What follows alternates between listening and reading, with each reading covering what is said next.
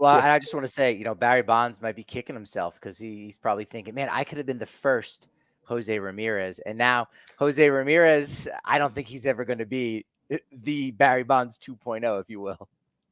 Great transition because there was that comp that was thrown out there. Jose Ramirez, Barry Bonds. Ramirez, unbelievable RBI pace, as you mentioned, 56 RBIs through 56 games. 162 RBI pace sounds like a lot. Let's even just say 150. Can Jose Ramirez lead Major League Baseball and clear that number? Because you get to 100 RBIs, you're good. You get to 150 RBIs, that's something special.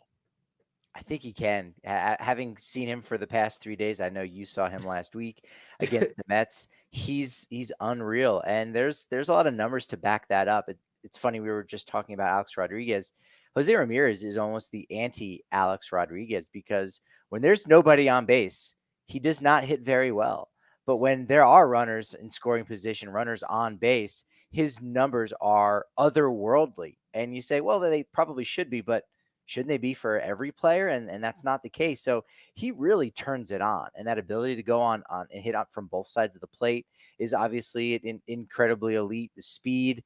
There's just so much talk about all of the things that Jose Ramirez does and how he plays the game the right way and is this model citizen. And we said it on our last show.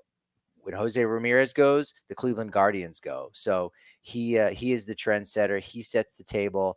And when there's guys on base in front of him, and there's been a lot for the Cleveland Guardians, Ramirez is a lock to get those guys home. I think he sees it as, especially with the team he's on and everything else, he sees that, okay, this is our chance to win this game, and he really zeroes in and focuses on those opportunities and doesn't let them slip. So yeah, Jose Ramirez, if he was able to do this and clear 150, 160 RBIs, which is crazy, I think it means that the Cleveland Guardians have won the Central, have potentially even gotten close to a bye. You never know, in the first round of the playoffs, and have been a 100-win team. And if all those boxes are checked, I think we're talking Jose Ramirez MVP at the end of the year because if you really boil it down, if we're not calling it the most outstanding player and we are calling it the most valuable player for your team, it's right now, it is hard for me to look around the league and look at a player that means more to their club than Jose Ramirez. He is. He's the lifeblood. And just being the veteran that he is, and just again playing the game the right way, doing it on both sides of the ball. He's a leader in the clubhouse. He's amazing. He has to get that recognition for a team that everybody overlooked. It seemed like they were almost in transition. They had lost Shane Bieber, brand new manager, and they're back to their winning ways.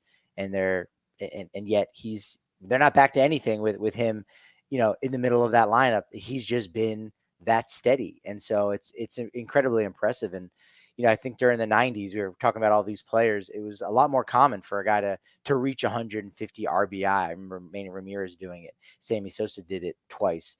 But Alex Rodriguez is the last player to do it in 2007. So it's been quite some time since we had a player reach the 150 RBI plateau. And can Jose Ramirez do that? Absolutely.